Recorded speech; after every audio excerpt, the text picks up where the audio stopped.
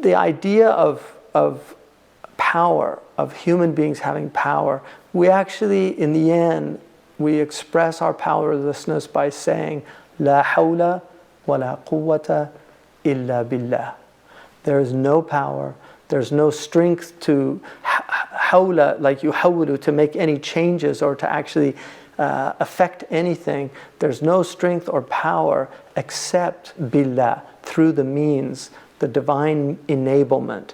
This is the istita'a that Imam al-Tahawi mentions in his book, that he grants us. And so it's very important for us not to see power, even in the world, to see nations with power. They don't have power in reality. And the people that understand this are actually, they're the freest people, because they're not afraid. They're not afraid of people that are in power. They're not afraid. I mean, obviously we behave with the asbab, so we're not foolish people in that way. The Prophet ﷺ said, Al-mu'minu la yudhillu nafsa, that a believer should never humiliate himself. And so Sidi Ahmed Zarruq and others mention that they should not ever put themselves in situations where they will be humiliated. And Ahmed Zarruq said, La yata'arradu lis-sultan, that they don't oppose government in a way that the government will in turn humiliate them, put them in jail and do these things. Powerlessness is our state. It is the actual natural state of the servant of Allah. We are abd. And the thing about the abd, the abd is ajiz. He or she is powerless. It's the abd and the ama, that they do what they're told by their mawla, which again doesn't mean that we don't do things, we choose things in the world, we do all these things, but we live with this alignment with the divine. In other words, we restrict ourselves to what Allah subhanahu wa ta'ala has permitted us to do. And in that way, we, in a sense, are handing over that freedom. And in doing that, by entering into Islam, by entering into a state of submission, we actually become free. So there's an immense power in powerlessness, and there's an immense freedom in powerlessness. And this is something that the early Muslims really understood well. They understood this in a very deep and powerful way. The Prophet ﷺ, he said, طُوبَى لِمَنْ تَوَاضَعَ فِي غَيْرِ مَنْقَصَةٍ. طُوبَى لِمَنْ تَوَاضَعَ فِي غَيْرِ مَنْقَصَةٍ. Tuba, some of the commentaries say that Tuba is a tree in paradise. There are many hadiths that use this term, Tuba. It also can mean blessed are the people, but some say it's actually a tree with immense shade and fruit in paradise that will be for the people who do these things. So he said, Man tawada'a fi ghayri manqasa, who humbles him or herself without manqasa, there's no deficiency in them. In other words, like a wealthy person that's humble despite his wealth, an intellectual, highly educated person who's humble despite their education and their understanding. That's what it means to be humble. And it's something that we have to struggle with. There's a type of tawadu', if you actually look at the morphological form of it. It actually has to do with, like, you actually do it with a knowledge that you need to be humble.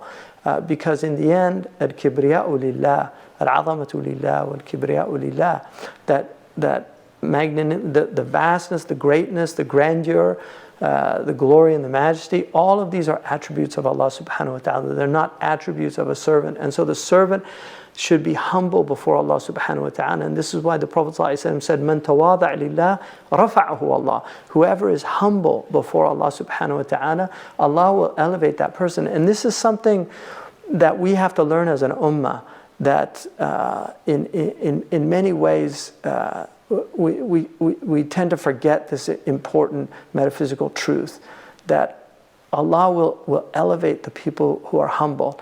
الَّذِينَ لا يريدون علوا في الأرض ولا فسادا.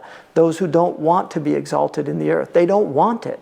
لا يريدون علوا في الأرض ولا فسادا. And that wow there indicates that these are two separate things. They don't want to be elevated in the earth. Fir'aun, Allah says, عَلَى في الأرض. عَلَى Fir'aun. He exalted himself, he puffed himself up in the earth. And so it's very important that Muslims should not want to be in those positions of power or authority, to be, no. In fact, the Prophet ﷺ said, whoever seeks positions of authority or power, they should not be given them. There goes elections.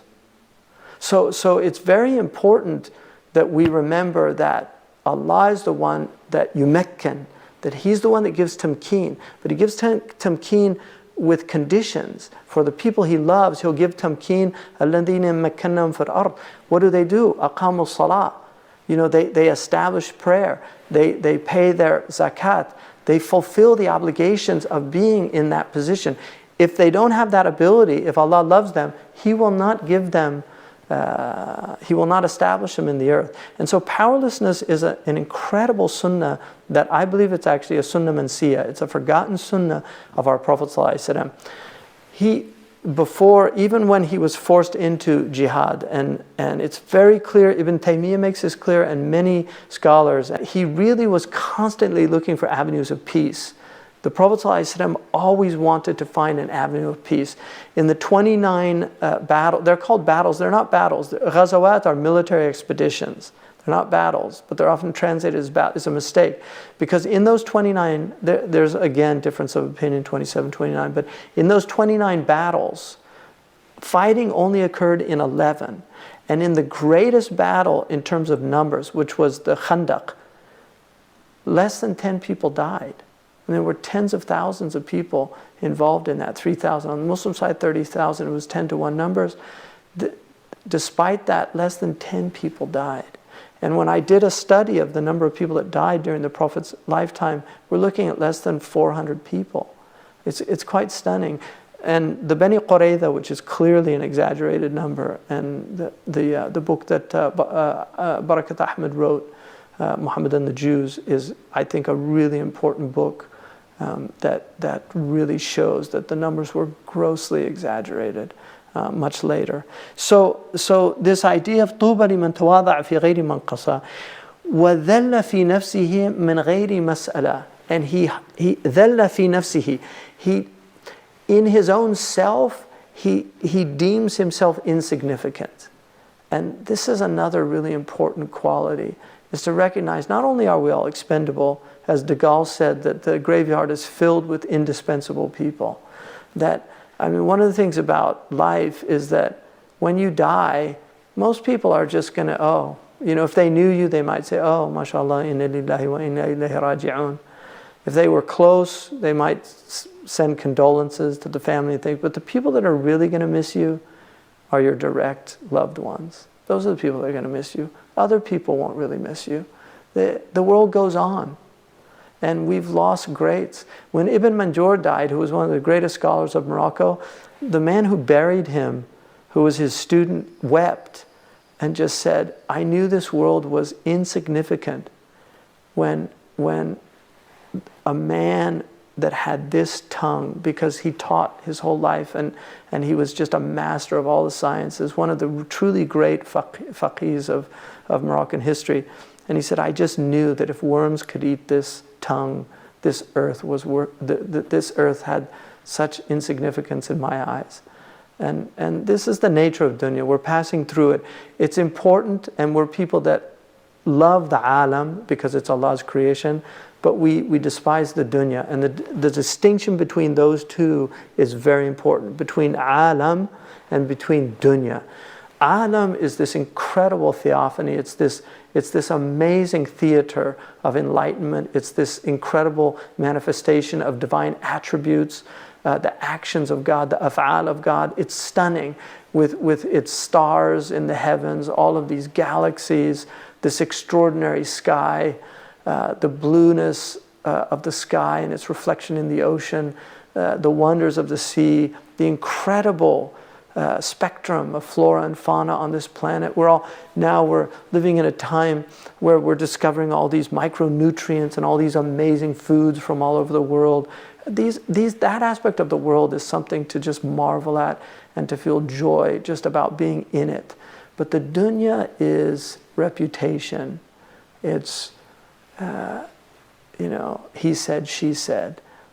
King Lear, there's a wonderful scene at the end of King Lear where he tells Cordelia, about how we're going to be free now from who's in and who's out at the court. We can live life now without having to worry about, because he has a realization, an incredible realization that play. This is part of dunya. As you get older, you will see more and more how empty and vacuous the life of this world is. Hayatud dunya. Mata'ul ghurur. It's a delusional pleasure. Mata'ul ghurur. That's all it is. It's a delusional pleasure. I've been with the poorest people on the planet, and I've been with the richest people on the planet. I've seen the inside of palaces, and I've lived in the huts of some of the poorest people on the planet. And some of the most extraordinary people I've ever met are the poorest people that I've met. And so this is dunya. We just have to understand the nature of the abode and what it is. And so you have this sense of your own insignificance. One of my favorite stories of all the stories in the Sirah, which is in a Sahih collection also, Aisha, the beloved wife of the Prophet ﷺ, when she was slandered so horribly, when she found out about it, her hair fell out, she stopped eating, she went into a horrible depression for a period of time. And then the revelation came. But she said, Kuntu ahqiru nafsi. I deemed myself insignificant. She said, I knew Allah would absolve me of this slander, but I just deemed myself insignificant that any revelation would come. That's what this is about. وَذَلَّ فِي نَفْسِهِ مِنْ غَيْرِ مَسْأَلَةٍ. Like beggars, just by begging, ذَلَّ فِي نَفْسِهِ. But it's saying without being in a state of need, you have this insignificant view of yourself. This is something really important. I mean, so many people just take themselves far too seriously and their own significance, and it just creates ego. It creates a sense of just an inflated sense of self, and there's nothing worse than a puffed up soul. I mean, one of the things in the Western tradition, they have this idea of kenosis, of the emptying out of the soul, and we have the idea of takhliya. It's the same concept.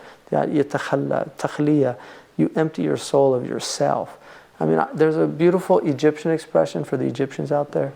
There's a beautiful Egyptian expression that I thought about, because I always thought it was such a strange way of the Egyptians. Like in Mexico, you have idioms. Like in Spanish, they say "Póngase más trucha," like "watch out," which if you actually literally translate it, it seems strange. But in Egypt, when they say "watch out," they say "خلي بالك من نفسك." "خلي بالك من نفسك" just means watch out. خلي بالك من نفسك, watch out. But what it literally means is empty your mind of yourself. That's how you watch out. Because if you empty your mind of yourself, if you تخلي بالك من نفسك, Allah will watch out for you. It must have come from some enlightened people in Egypt that just started that phrase, because it's a beautiful phrase. خلي بالك من نفسك. Empty your mind of yourself. And one of the great Moroccan sages, Sidi Ali al-Jamal, he said, ريح بالك وتعلم السباحة.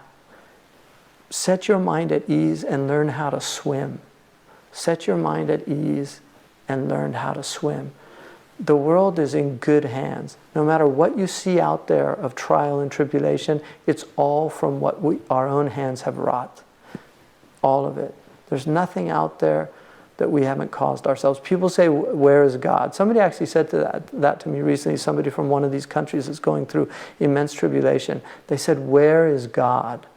And I just said, I think God's question to us is, where are you? And that is a perfectly valid question from God. It's not a valid question from us. لا يسأل عما يفعل وهم يسألون. God is not asked about what He does. but they will be asked about what they do.